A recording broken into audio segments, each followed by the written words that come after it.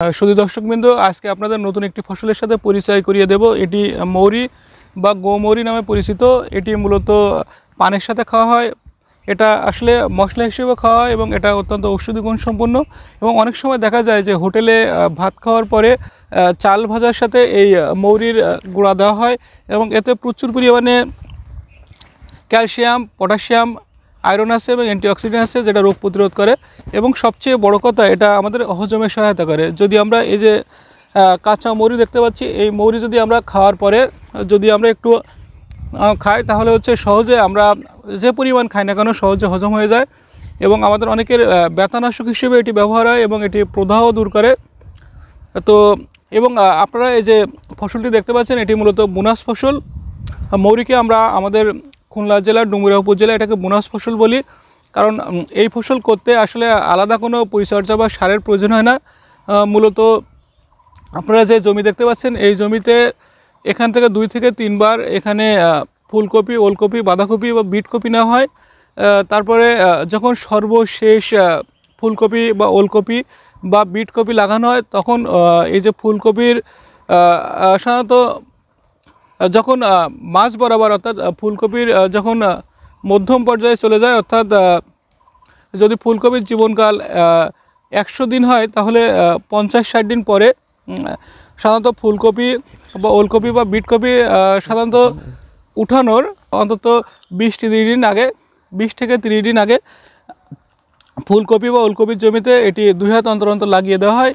এবং তারপরে আর কোনো পরিচর্যা করা লাগে না। মূলত ফুলকপিতে যে সার ব্যবহার করা হয়, সেই সারে এটা হয়ে যায়। এবং এটির জীবনকাল 110 থেকে 120 দিন। তবে এটা বীজতলায় 40 থেকে 50 দিন থাকে। এবং সাধারণত অন্য ফসলের ভিতর ফুলকপি, ওলকপি বা বাঁধাকপির ভিতরে এটা সাথী ফসল হিসেবে আরও 30 থেকে 40 দিন থাকে। সেক্ষেত্রে অন্য ফসল উঠিয়ে নিয়ে যাওয়ার পরে 50 থেকে 60 দিন পরে এটা উঠানো যায়। এই জন্য আমরা এটাকে বোনাস ফসল বলছি। এটি সাধারণত জলাবদ্ধতা সহ্য করতে পারে না। ভালো পানি নিষ্কাশনের ব্যবস্থা আছে।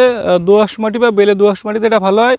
এবং এটি লাগানোর উপযুক্ত সময় অক্টোবর-নভেম্বর মাস। তবে যদি চারা করে লাগানো যায় তো ডিসেম্বর-জানুয়ারি মাসেও লাগানো যায়। এটি লাগাতে হেক্টর প্রতি বীজের প্রয়োজন হয় 9 থেকে 12 কেজি। তবে যদি এটি লাইনে লাগানো যায় তাহলে 7 থেকে 9 কেজি বীজের প্রয়োজন হয়। আর যদি এটি আমরা যে পদ্ধতিতে এখানে লাগাই, আমাদের ডুমুরিয়া উপজেলার যে পদ্ধতিতে লাগাই, যদি চারা করে চারা পরবর্তীতে এরকম লাইন করে লাগানো হয়, তাহলে সেক্ষেত্রে বীজের প্রয়োজন হয় 3 থেকে 4 কেজি। তো শুধু দর্শকবৃন্দ, আমাদের খুলনা জেলার ডুমুরিয়া উপজেলার মাগুরাখুনা গ্রাম, এই গ্রাম অধিকাংশ কৃষক ফুলকপি, ওলকপি বা বিটকপির ভিতরে এই ফসলটি চাষাবাদ করেন। তো আমাদের সাথে আমাদের একজন প্রগতিশীল কৃষক আজিজুর রহমান মোড়ল, যিনি এই মৌরি চাষ করেছেন। তো শুধু দর্শক, চলুন আমরা তার সাথে কথা বলি এবং তার কাছ থেকে এই বিষয়ে বিস্তারিত জেনে নিই। আপনি কেমন আছেন? জি স্যার, আমি ভালো আছি। আপনি ভালো আছেন? আছি আলহামদুলিল্লাহ। আচ্ছা, আপনি কতটুকু জমিতে এই মৌরি চাষ করেছেন? আমি করেছি 50 শতক জমিতে। 50 শতক জমিতে। তো এখানে হচ্ছে আসলে আপনি কত টাকা আশা করছেন এটা? এখানে স্যার আমি আশা করছি এখানে 60 থেকে 70 হাজার টাকা হবে। 60 থেকে 70 হাজার টাকা বিক্রি করতে পারবেন, তাই তো? জি। এটা লাগিয়েছিলেন কখন? এটা স্যার পৌষ মাসের প্রথম দিকে। পৌষ মাসের প্রথম দিকে? জি। চারা এই বিটকপি লাগানো ছিল, সেই বিটকপির ভিতরে এখানে বিটকপি লাগানো ছিল? বিটকপি লাগানো ছিল। বিটকপির ভিতরে লাগিয়ে দিলেন, তাই তো? বিটকপি উঠানোর কতদিন আগে লাগিয়েছেন এটা? এটা 1 মাস আগে। বিটকপি উঠানোর 1 মাস আগে? তার আগে তো চারা তৈরি করে নিয়েছিলেন? চারা তৈরি করে নিয়ে আসা, অন্য বীজতলায় চারা তৈরি করে নিয়েছিলেন? অন্য বীজতলায় চারা তৈরি করে নিয়ে আসলাম। তো সেক্ষেত্রে জমি তো প্রস্তুত করা লাগেনি? না, ওই জমিতেই লাগাই দিছি, ওই ক্ষেতের ভিতরে, ওই বিটকপির ভিতরে লাগিয়ে দিয়েছেন, তাই না? তো আসলে এটা লাগানোর সময় একটা গাছ থেকে একটা গাছের দূরত্ব এবং একটা সারি থেকে একটা সারির দূরত্ব কতটুকু দিয়েছিলেন? সার থেকে সারি দূরত্ব হচ্ছে 2 হাত, আর একটা গাছ থেকে একটা গাছের দূরত্ব 1 হাত। 1 হাত দিয়ে লাগিয়ে দিলেন। লাগানোর সময় কি কোনো সার দিয়েছিলেন? না, লাগানোর সময় কোনো সার দেওয়া হয়নি। আগের ফসলে যে সার দিয়েছিলাম, যেটা লাগাইছে বিটকপি, ওই ক্ষেতে লাগাই দিয়েছি, ক্ষেতের ভিতরে। জমিও তো প্রস্তুত করা লাগেনি? না, জমি আলাদা করে কোনো খরচ না, এতেই ওই একই খরচে হয়ে গেছে। তো আপনার এই 50 শতক জমি লাগাতে কতটুকু বীজের দরকার হয়েছে? এতে ওই 2 থেকে 3 কেজি বীজতলা তৈরি করে ফেলাইছিলাম। ও 2 থেকে 3 কেজি বীজ বীজতলা তৈরি করে ফেলাইছিলেন, সেখান থেকে চারা নিয়ে এসে লাগিয়ে দিয়েছেন। এখানে লাগাইছি। তারপরে কি আর কোনো পরিচর্যা করা লাগছে? না, তারপর কোনো পরিচর্যা করা লাগছে। সেচ দেওয়া লাগে না? সেচ একবারে দিয়েছিলাম। একবার সেচ দিয়েছেন? জি। আর সার তো আর একবারও দেননি? না, সার আর দেওয়া হয়নি। দেননি না? না। আচ্ছা, এই যে ক্ষেত আমরা দেখতে পাচ্ছি, এই ক্ষেতের বয়স কতদিন হয়েছে এখন? চারা লাগানো বয়স হচ্ছে আপনার 2.5 মাস। 2.5 মাস, অর্থাৎ 70-75 দিন। আর বীজতলায় ছিল 30-40 দিন, তাই তো? 30-40 আর তো মানে 15-20 দিন পর এটা উঠানো হবে, তাই না? হ্যাঁ, 15-20 দিন পর উঠানো হবে। তো এখানে কি কোনো রোগ বা পোকার আক্রমণ হয়েছিল? না, এখনো কোনো রোগ পোকা দেখা যায়নি। এখানে কি কোনো পোকা লাগে? না, কোনো পোকা বিশেষ লাগে না। এটা যেহেতু গন্ধ আছে, এটা তো রিপিলেন্ট, অর্থাৎ বিকর্ষক হিসেবে কাজ করে। এখানে কোনো পোকার ওষুধ দেওয়া লাগে না? পোকার ওষুধ কোনো দেওয়া লাগে না। বা পোকা কি এখানে আসে তো না মনে হয় নাকি? না, পোকা কোনো দেখা যায়নি। আসে না? না। আর এখানে কি কোনো রোগ হয়? রোগ ওই বৃষ্টি হলে একটু সমস্যা হয়। কি সমস্যা হয়? ওই পুড়ে যায়, ফুলের সময় পড়ে যায়, রোগ তো হয় না? রোগ হয় না। রোগ হয় না। আর এখানে আমরা তো প্রচুর মৌমাছি দেখতে পাচ্ছি। এই মৌমাছি তো হচ্ছে পরাগায়নের সহায়তা করছে, তাই না? এবং পাশাপাশি হচ্ছে এই যে মৌমাছি, যদি আমরা এখানে মধু চাষ করি তাহলে তো এটার সাথে আরো ভালো হবে তো মনে হয় নাকি? জি, আরো ভালো হয়। মৌমাছি চাষ করলে মধু সংগ্রহ করা যাবে, মধু সংগ্রহ করা যাবে। সেক্ষেত্রে মধুর একটা, এই যদি আমরা মৌরি চাষ করি, একটা ভবিষ্যৎ আছে এখানে, তাই না? সম্ভাবনা আছে। সম্ভাবনা থাকে। তো আপনার এখানে তো দেখছি অধিকাংশ কৃষক এই ফসলটি চাষ করছে। হ্যাঁ, অনেক কৃষক চাষ করছে মৌরি চাষ। ফুলকপি বইতে কেউ করছে, তারপরে ওলকপি বইতে ছিল, অনেকে করছে আমাদের এখানে চাষ।